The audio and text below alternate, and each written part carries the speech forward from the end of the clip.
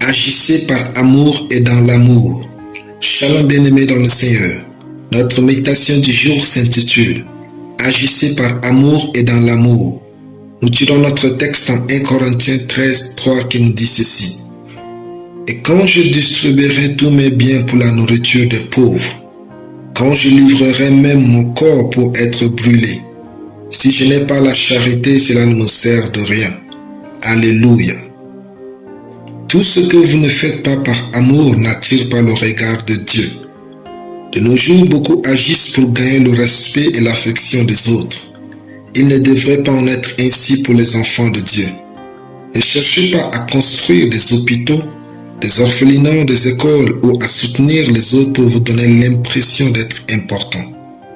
Ce qui vient de Dieu n'est pas de cet ordre. Notre verset montre que ce n'est pas le bienfait en soi qui compte pour Dieu, mais l'amour dans le cœur de l'homme qui le pousse à agir. C'est cela que Dieu approuve en premier lieu. Il faut agir par amour. Lorsqu'on fait le bien par amour, on ne se sent pas supérieur aux autres, mais privilégié. Lorsqu'on fait le bien aux autres par amour, on ne les ridiculise pas, on adore le Seigneur.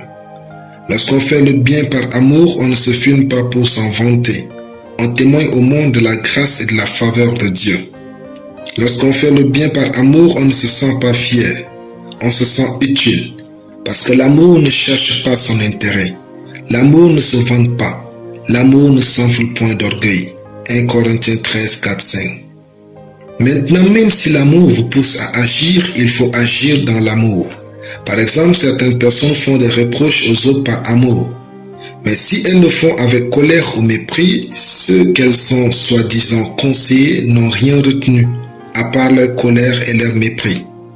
Il ne suffit pas de vouloir agir par amour, mais il faut aussi le faire dans l'amour. Si votre action ne se fera pas dans l'amour, alors reportez la séance.